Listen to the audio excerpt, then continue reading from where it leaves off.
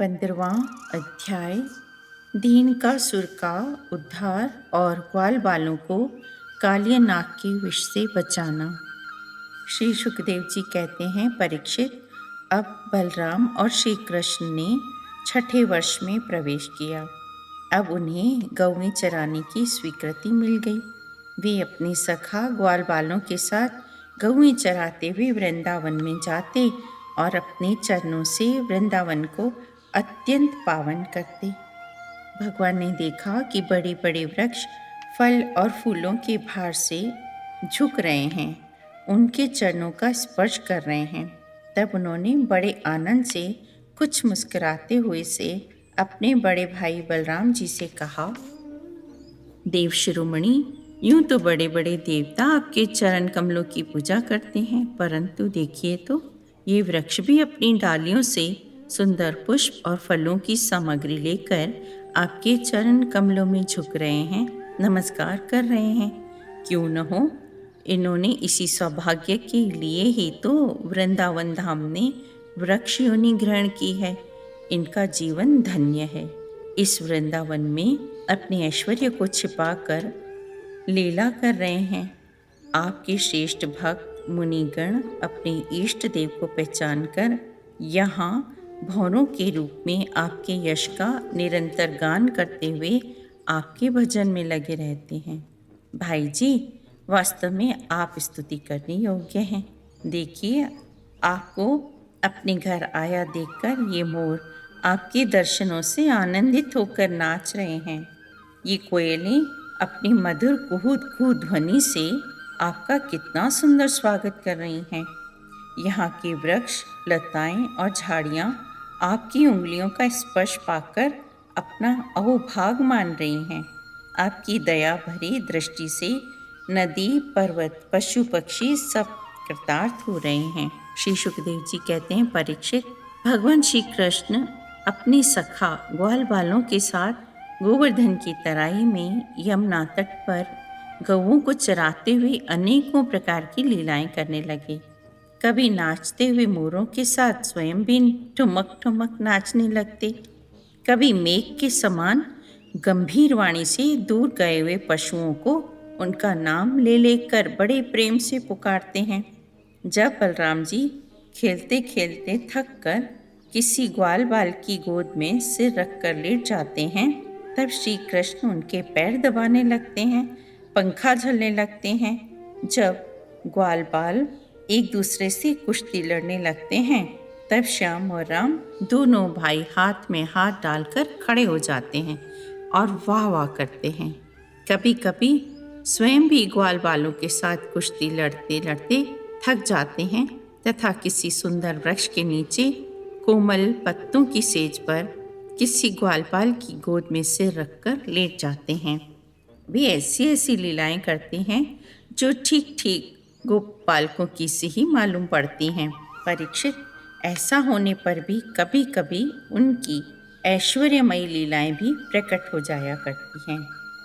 बलराम जी और श्री कृष्ण के सखाओं में एक प्रधान गोप बालक थे, श्री दामा।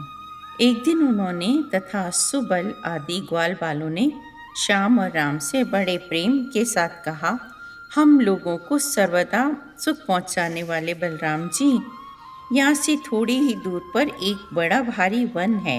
वहाँ बहुत से ताड़ के फल पक पक कर गिरते हैं, परंतु वहाँ धेनुका नामक एक दुष्ट दैत्य रहता है। उसने उन फलों पर रोक लगा रखी है। बलराम जी और भैया श्री कृष्ण, वह दैत्य गधे के रूप में रहता है। वह स्वयं तो बड़ा बलवान है ही, उसके साथ और भी बहुत से उसी के समान बलवान दैत्य उसी रूप में रहते हैं। मेरे शत्रुघाती भैया, उस दैत्य ने अब तक न जाने कितने मनुष्य खा डाले हैं।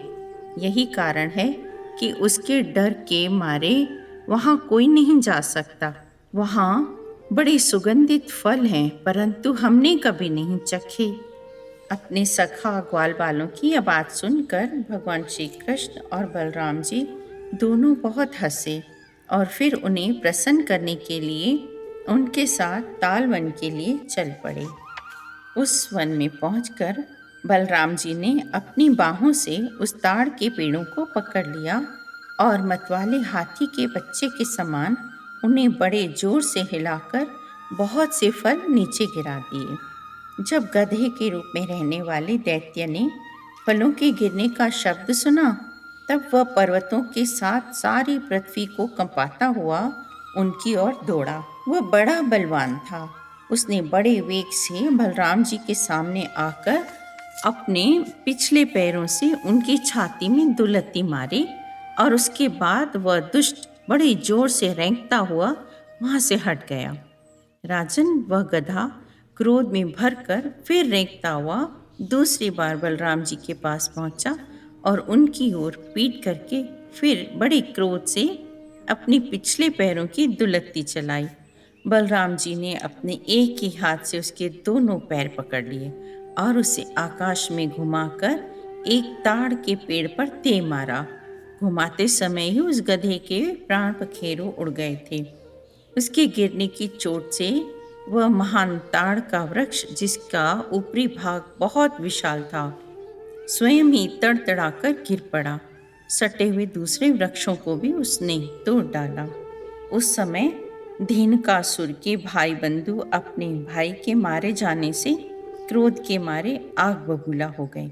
सब के सब गधे बलराम जी और श्री कृष्ण पर बड़े वेग से टूट पड़े। राजन, उनमें से जो जो पास आया उसी उसी को बलराम जी और श्री कृष्ण ने खेल खेल में ही पिछले पैर पकड़कर ताल वृक्षों पर दे मारा। उस समय वह भूमि ताड़ के फलों से पट गई और टूटे हुए वृक्ष तथा दैत्यों के प्राणहीन शरीरों से भर गई। उसी दिन से लोग निडर होकर उस वन में जाने लगे और पशु चरने लगे। भगवान श्री कृष्ण इस प्रकार वृंदावन में अनेकों लीलाएं करते। एक दिन अपने सखा ग्वाल बालों के साथ वे यमुना तट पर गए। राजन, उस दिन बलराम जी उनके साथ नहीं थे। उस समय जेठ आषाढ़ के घाम से, गर्मी से गौएं और ग्वाल बाल अत्यंत दुखी हो रहे थे। प्यास से उनका कंठ सूख रहा था, इसलिए उन्होंने यमुना जी का विषैला जल पी लिया। होनहार के वश में उन्हें उस बात का ध्यान ही नहीं रहा था। उस विषैले जल के पीते ही सब गौएं और ग्वाल बाल प्राणहीन होकर यमुना जी के तट पर गिर पड़े। उन्हें ऐसी अवस्था में देखकर श्री कृष्ण ने अपनी अमृत बरसाने वाली दृष्टि से उन्हें जीवित कर दिया। 16वां अध्याय, काल्य पर कृपा। श्री सुखदेव जी कहते हैं, परीक्षित, भगवान श्री कृष्ण ने देखा कि महाविष्ठर काल्य नाग ने यमुना जी का जल विषैला कर दिया है। तब यमुना जी को शुद्ध करने के विचार से उन्होंने वहां उस सर्प को निकाल दिया। तब परीक्षित राजा ने पूछा, ब्राह्मण, भगवान श्री कृष्ण ने यमुना जी के अगाध जल में किस प्रकार उस सर्प का दमन किया? फिर काल्य नाग तो जलचर जीव नहीं था, ऐसी दशा में वह अनेकों युगों तक जल में क्यों और कैसे रहा, वो बताइए।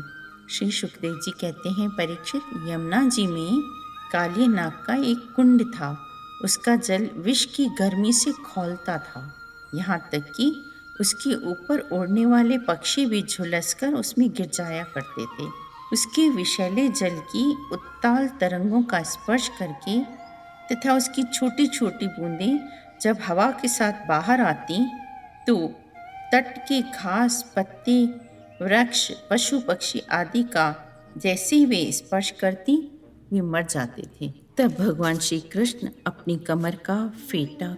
परीक्षित, भगवान का अवतार तो दुष्टों का दमन करने के लिए होता ही है।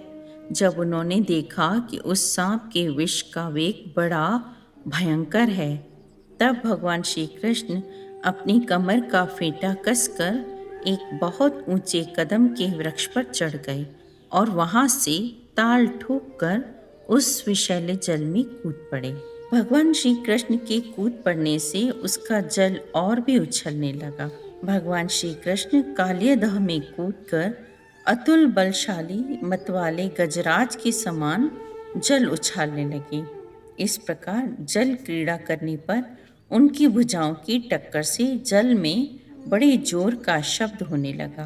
और आँख से ही सुनने वाले कालिया नाग ने वह आवाज़ सुनी और देखा कि कोई मेरे निवास स्थान का तिरस्कार कर रहा है। उसे यह सहन न हुआ। वह चिढ़कर भगवान श्री कृष्ण के सामने आ गया। उसने देखा कि सामने एक सांवला सलोना बालक है। मनोहर मुख पर मंद मंद मुस्कान है। चरण इतने सुकुमार और सुंदर हैं। इतना आकर्षक रूप होने पर भी जब कालिया नाग ने देखा कि बालक तनिक भी न डरकर इस विषैले जल में मौज से खेल रहा है, तब उसका क्रोध और भी बढ़ गया। उसने श्री कृष्ण को डसकर अपने शरीर के बंधन से उन्हें जकड़ लिया। भगवान श्री कृष्ण नागपाश में बंद कर निश्चेष्ट हो गए। यह देखकर उनके सखा ग्वालवाल बहुत ही दुखी हो गए और उसी समय दुख और भय से मूर्छित होकर पृथ्वी पर गिर पड़े, क्योंकि उन्होंने अपने शरीर, धन संपत्ति, स्त्री, पुत्र और सारी इच्छाएं सब कुछ भगवान श्री कृष्ण को ही समर्पित कर दी थी। इधर ब्रज में पृथ्वी, आकाश और शरीरों में बड़े भयंकर भयंकर तीनों प्रकार के उत्पात उठ खड़े हुए, जो इस बात की सूचना दे रहे थे कि बहुत ही शीघ्र कोई अशुभ घटना घटने वाली है। नंद बाबा आदि गोपों ने जब यह जाना कि आज श्री कृष्ण बिना बलराम के ही गाय चराने गए हैं, तो वे और भी भयभीत और व्याकुल हो गए, क्योंकि श्री कृष्ण ही उनके प्राण, मन और सर्वस्व जो थे। बलराम जी ने जब ब्रजवासियों को इतना कातर और इतना आतुर देखा, तब उन्हें हंसी आ गई, परंतु वे कुछ बोले नहीं, चुप हो रहे, क्योंकि वे अपने छोटे भाई श्री कृष्ण का प्रभाव भली भांति जानते थे। उन्होंने दूर से ही देखा कि कालियादह में कालिया नाग के शरीर से बंधे हुए श्री कृष्ण चेष्टाहीन हो रहे हैं। कुंड के किनारे पर ग्वाल बाल अचेत पड़े हुए हैं और गौएं, बैल, बछड़े आदि बड़े आर्त स्वर से डकार रहे हैं। यह सब देखकर ने सब गोप अत्यंत व्याकुल और अंत में मूर्छित हो गए। माता यशोदा तो अपने लाडले लाल के पीछे कालियादह में कूदने ही जा रही थी, परंतु गोपियों ने उन्हें पकड़ लिया। उनके हृदय में भी वैसी ही पीड़ा थी। उनकी आंखों में भी आंसुओं की झड़ी लगी हुई थी। सबकी आंखें श्री कृष्ण के मुख कमल पर लगी थी। परीक्षित, नंद बाबा आदि के जीवन प्राण तो श्री कृष्ण ही थे। वे श्री कृष्ण के लिए कालियादह में घुसने लगे। यह देखकर श्री कृष्ण का प्रभाव जानने वाले भगवान बलराम जी ने किन्हीं को समझा बुझाकर, किन्हीं को बलपूर्वक और किन्हीं को प्रेरणा करके रोक दिया। भगवान श्री कृष्ण ने उस समय अपना शरीर फुलाकर खूब मोटा कर लिया। इससे सांप का शरीर टूटने लगा। वह अपना नागपाश छोड़कर अलग खड़ा हो गया। फन ऊंचा करके फुफकारे मारने लगा। घात मिलते ही श्री कृष्ण पर चोट करने के लिए वह उनकी ओर टकटकी लगाकर देखने लगा। अपने वाहन गरुड़ के समान भगवान श्री कृष्ण उसके साथ खेलते हुए पैंतरा बदलने लगे और वह सांप भी उन पर चोट करने का दांव देखता हुआ पैंतरा बदलने लगा। इस प्रकार पैंतरा बदलते बदलते उसका बल क्षीण हो गया। तब भगवान श्री कृष्ण ने उसके बड़े बड़े सिरों को तनिक दबा दिया और उछलकर उन पर सवार हो गए। कालिया नाग के मस्तकों पर बहुत सी लाल लाल मणियां थी। उनके स्पर्श से भगवान की सुकुमार तलवों की लालिमा और भी बढ़ गई। नृत्य, गान आदि समस्त कलाओं के आदि प्रवर्तक भगवान श्री कृष्ण उसके सिरों पर कलापूर्ण नृत्य करने लगे। परीक्षित, कालिया नाग की 101 सिर थी। वह अपने जिस सिर को नहीं झुकाता था, उसी को प्रचंड दंडधारी भगवान अपने पैरों की चोट से कुचल डालते। इससे कालिया नाग की जीवन शक्ति क्षीण हो चली और वह मुंह और नथनों से खून उगलने लगा। अंत में चक्कर काटते काटते बेहोश हो गया। भगवान के इस अद्भुत तांडव नृत्य से कालिया के फन रूप छत्ते छिन्न भिन्न हो गए। उसका एक एक अंग चूर चूर हो गया। मुंह से खून की उल्टी होने लगी। उसे सारे जगत के आदि शिक्षक पुराण पुरुष भगवान नारायण की स्मृति हुई। वह मन ही मन भगवान की शरण गया। अपने पति की यह दशा देखकर उस नाग की पत्नियां भगवान की शरण में आईं और वे अति व्याकुल हो रही थीं। उन्होंने हाथ जोड़कर भगवान श्री कृष्ण को कहा कि हे शरणागत वत्सल, आप हमारे अपराधी पति को छोड़ दीजिए, हम आपकी शरण आए हैं। आपका यह अवतार दुष्टों को दंड देने के लिए हुआ है, इसलिए इस अपराधी को दंड देना सर्वथा उचित है। आपने हम लोगों पर यह बड़ा ही अनुग्रह किया है। यह तो आपका कृपा प्रसाद ही है, क्योंकि आप जो दुष्टों को दंड देते हैं उससे उनके सारे पाप नष्ट हो जाते हैं। इस सर्प के अपराधी होने में तो कोई संदेह नहीं है। यदि यह अपराधी न होता तो इसे सर्प की योनि ही क्यों मिलती। इसलिए हम सच्चे हृदय से आपके इस क्रोध को भी आपका अनुग्रह, आपकी कृपा समझती हैं। अवश्य ही पूर्व जन्म में इसने स्वयं मान रहित होकर और दूसरों का सम्मान करते हुए कोई बहुत बड़ी तपस्या की है, तभी तो आप इसके ऊपर संतुष्ट हुए हैं, जो यह आपके चरण कमलों की धूल का स्पर्श पाने का अधिकारी हुआ है। भगवान कृपा कीजिए, अब यह सर्प मरने ही वाला है। साधु पुरुष सदा से ही हम अबलाओं पर दया करते आए हैं, अतः आप हमें हमारे प्राण स्वरूप पति को दे दीजिए। हम आपकी दासी हैं, हमें आप आज्ञा दीजिए आपकी क्या सेवा करें। श्री सुखदेव जी कहते हैं, भगवान के चरणों की ठोकरों से काले नाग के पण छिन भिन हो गए। वह बेहोश हो रहा था। जब नाग पत्नियों ने इस प्रकार भगवान की स्तुति की, तब उन्होंने दया करके उसे छोड़ दिया। धीरे धीरे कालिया नाग के इंद्रियों और प्राणों में कुछ शक्ति आई। वह बड़ी कठिनता से श्वास लेने लगा और थोड़ी देर के बाद बड़ी दीनता से हाथ जोड़कर भगवान श्री कृष्ण से इस प्रकार बोला, नाथ, हम जन्म से ही दुष्ट और तमोगुणी, बहुत दिनों के बाद भी बदला लेने का स्वभाव है। हम बड़े क्रोधी जीव हैं। हम जीवों के लिए अपना स्वभाव छोड़ देना बहुत कठिन है। हे विश्व विधाता, आपने ही गुणों के भेद से इस जगत में नाना प्रकार के स्वभाव बनाए हैं। भगवान, आपकी ही सृष्टि में हम सर्प भी हैं। आप सर्वज्ञ और संपूर्ण जगत के स्वामी हैं। आप ही हमारे स्वभाव और इस माया के कारण हैं। अब आप अपनी इच्छा से जैसा ठीक समझें कृपा कीजिए या दंड दीजिए। श्री सुखदेव जी कहते हैं, कालिया नाग की बात सुनकर भगवान श्री कृष्ण ने कहा, सर्प, अब तुझे यहाँ नहीं रहना चाहिए। तू अपने जाति भाई, पुत्र और स्त्रियों के साथ शीघ्र ही यहाँ से समुद्र में चला जा। अब गौवे और मनुष्य यमुना जल का उपयोग करें। जो मनुष्य दोनों समय तुझको दी हुई मेरी इस आज्ञा का स्मरण और कीर्तन करेगा, उसे सांपों से कभी भय नहीं होगा। मैंने इस कालियदह में क्रीड़ा की है, इसलिए जो पुरुष इसमें स्नान करके जल से देवता और पितरों का तर्पण करेगा, वह सब पापों से मुक्त हो जाएगा। और मैं जानता हूँ कि तू गरुड़ के भय से रमणक द्वीप छोड़कर इस दह में आ बसा था। अब तेरा शरीर मेरे चरण चिन्हों से अंकित हो गया है, इसलिए जा, अब तुझे गरुड़ नहीं खाएंगे। श्री सुखदेव जी कहते हैं, भगवान श्री कृष्ण की यह एक अद्भुत लीला है।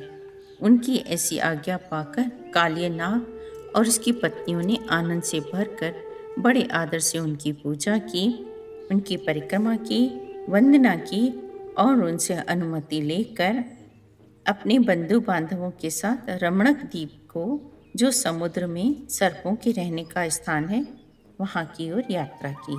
भगवान श्री कृष्ण जी की कृपा से यमुना जी का जल केवल विषहीन ही नहीं बल्कि उसी समय अमृत के समान मधुर हो गया। 17वां अध्याय, कालियदह में आने की कथा। राजा परीक्षित ने पूछा, भगवान, कालिया नाग ने नागों के निवास स्थान रमणक द्वीप को क्यों छोड़ा था, और उस अकेले ने ही गरुड़ जी का कौन सा अपराध किया था? श्री सुखदेव जी ने कहा, परीक्षित, पूर्व काल में गरुड़ जी उपहार स्वरूप प्राप्त होने वाले सर्पों ने यह नियम कर लिया था कि प्रत्येक मास में एक निश्चित वृक्ष के नीचे गरुड़ जी को एक सर्प भेंट दिया जाए।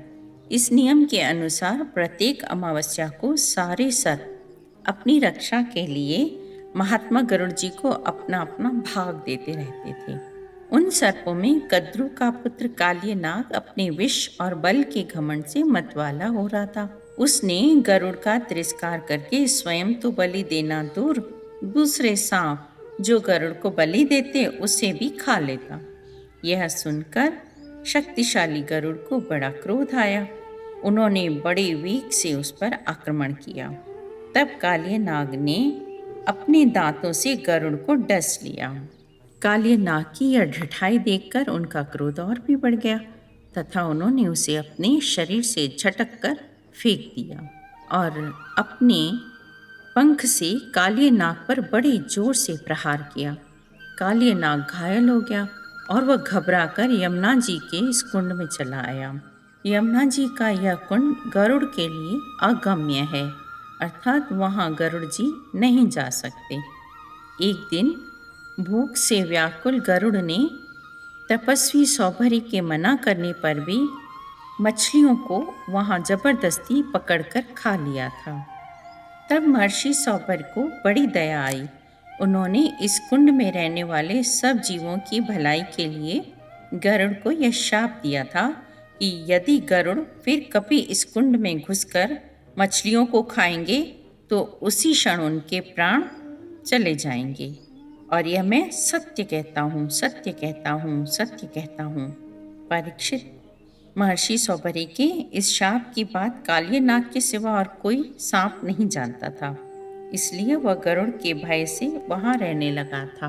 अब भगवान श्री कृष्ण ने उसे निर्भय करके वहां से रमणक द्वीप में भेज दिया। परीक्षित, इधर भगवान श्री कृष्ण को देखकर सब के सब ब्रजवासी इस प्रकार उठ खड़े हुए जैसे प्राणों को पाकर इंद्रियां सचेत हो जाती हैं। सभी गोपों का हृदय आनंद से भर गया। वे बड़े प्रेम और प्रसन्नता से अपने कन्हैया को हृदय से लगाने लगे। 18वां अध्याय, प्रलंबासुर उद्धार। श्री सुखदेव जी कहते हैं, परीक्षित, अब स्वजन संबंधियों से घिरे हुए श्री कृष्ण ने गोकुल में प्रवेश किया। इस प्रकार अपनी योग माया से ग्वाल का सा वेश बनाकर राम और श्याम ब्रज में क्रीड़ा कर रहे थे। उन दिनों गर्मियों का मौसम था यह, परंतु वृंदावन के स्वाभाविक गुणों से वहाँ वसंत की सी छटा छिटक रही थी। इसका कारण था वृंदावन में परम मधुर भगवान श्याम सुंदर श्री कृष्ण और बलराम जी निवास जो करते थे। वहाँ झरनों से सदा सर्वदा बहुत ठंडी जल की फुहियाँ उड़ा करती थी, जिनसे वहाँ के वृक्षों की हरियाली देखते ही बनती थी। जिधर देखी हरी हरी धूप से पृथ्वी हरी हरी हो रही थी। इस शीतल मंद और सुगंध वायु के कारण वनवासियों को गर्मी का किसी प्रकार का भी कलेश नहीं सहना पड़ता था। ऐसा सुंदर वन देखकर श्याम सुंदर श्री कृष्ण और गौ सुंदर बलराम जी ने उसमें घूमने की इच्छा की। आगे आगे गौएं चली, पीछे पीछे ग्वाल बाल और बीच में अपने बड़े भाई के साथ बांसुरी बजाते हुए श्री कृष्ण। घुंघराली अलकों वाले श्याम और बलराम कभी एक दूसरे का हाथ पकड़कर कुम्हार के चाक की तरह चक्कर काटते, घुमरी परेता खेलते, कभी एक दूसरे से अधिक फान जाने की इच्छा से कूदते, कभी कहीं होड़ लगाकर ढेले फेंकते, तो कभी ताल ठोक ठोक कर रस्सा कसी करते, कहीं मेंढकों की तरह फुदक फुदक कर चलते, तो कभी मुंह बना बनाकर एक दूसरे की हंसी उड़ाते। इस प्रकार राम और श्याम वृंदावन की नदी, पर्वत, घाटी, कुंज, वन और सरोवर में सभी खेल खेलते जो साधारण बच्चे संसार में खेला करते हैं। एक दिन जब बलराम और श्री कृष्ण ग्वाल वालों के साथ उस वन में गौएं चरा रहे थे, तब ग्वाल के वेश में प्रलंब नाम का एक असुर आया। उसकी इच्छा थी कि मैं श्री कृष्ण और बलराम को हर ले जाऊं। भगवान श्री कृष्ण सर्वज्ञ हैं। वे उसे देखते ही पहचान गए। फिर भी उन्होंने उसका मित्रता का प्रस्ताव स्वीकार कर लिया। वे मन ही मन यह सोच रहे थे कि किस युक्ति से इसका वध करना चाहिए। ग्वाल बालों में सबसे बड़े खिलाड़ी श्री कृष्ण ही थे। उन्होंने सब बालकों को बुलाकर कहा, मेरे प्यारे मित्रों, आज हम लोग अपने को उचित रीति से 2 दलों में बांट लें और फिर खेलें। उस खेल में ग्वाल बालों ने बलराम और श्री कृष्ण को नायक बनाया। कुछ श्री कृष्ण के साथी बन गए और कुछ बलराम के। फिर उन लोगों ने तरह तरह से बहुत से खेल खेले, परीक्षित, जिनमें एक दल के लोग दूसरे दल के लोगों को अपनी पीठ पर चढ़ा चढ़ाकर एक निर्दिष्ट स्थान पर ले जाते थे। जीतने वाला दल चढ़ता था और हारने वाला दल ढोता था। इस प्रकार एक दूसरे की पीठ पर चढ़ते चढ़ाते श्री कृष्ण आदि ग्वालबाल गौएं चराते हुए भांडीर नामक वट के पास पहुंच गए। परीक्षित, एक बार बलराम जी के दल वाले श्री दामा, वृषभ आदि ग्वाल बालों ने खेल में बाजी मार ली। तब श्री कृष्ण आदि उन्हें अपनी पीठ पर चढ़ाकर ढोने लगे। हारे हुए श्री कृष्ण ने श्री दामा को अपनी पीठ पर चढ़ाया, भद्रसेन ने वृषभ को और प्रलंब ने बलराम जी को। प्रलंब ने देखा कि श्री कृष्ण तो बड़े बलवान हैं, उन्हें मैं नहीं हरा सकूंगा। अतः वह उन्हीं के पक्ष में हो गया और बलराम जी को लेकर फुर्ती से भाग चला और पीठ पर से उतारने के लिए जो स्थान नियत था उससे आगे निकल गया। बलराम जी बड़े भारी पर्वत के समान बोझ वाले थे।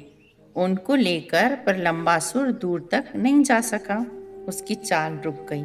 तब उसने अपना स्वाभाविक दैत्य रूप धारण कर लिया। उसके काले शरीर पर सोने के गहने चमक रहे थे और गौर सुंदर बलराम जी को धारण करने के कारण उसकी ऐसी शोभा हो रही थी मानो बिजली से युक्त काला बादल चंद्रमा को धारण किए हुए हो।